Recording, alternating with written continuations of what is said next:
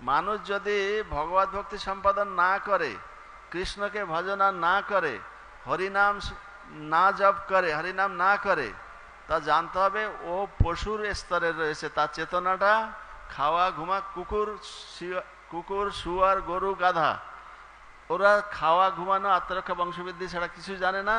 আর মানুষ যদি ওইগুলি করতে থাকে দিন রাত, তাহলে ওরা ওই কুকুর শুয়োর গরু গাধার থেকে কোনো অংশে উন্নত নয়।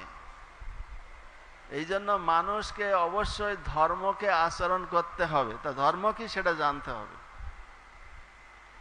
যেমন তাপ আলোক, এটা অগ্নির ধর্ম, তাই না? জলের ধর্ম তরলতা। লঙ্কার ধর্ম কি? ঝাল। কেউ তার ধর্ম ত্যাগ করে? আর ধর্ম ত্যাগ করলে তার স্বরূপ তাকে বলা যাবে? লঙ্কাতে যদি ঝাল না থাকে ঝাল বলবে? আর যদি আলো আর তাপ না থাকে অগ্নির মধ্যে, তাকে আগুন বলবে? জল যদি তরল না থাকে তাকে জল বলবে? মানুষের ধর্ম কি তাহলে? পরমাত্মা সেবা করা, ভগবান কৃষ্ণের সেবা করা। যদি ভগবানের কৃষ্ণ সেবা না করে তাহলে মানুষ বলবে? তাকে কি বলবে? দ্বিপদ, পশু।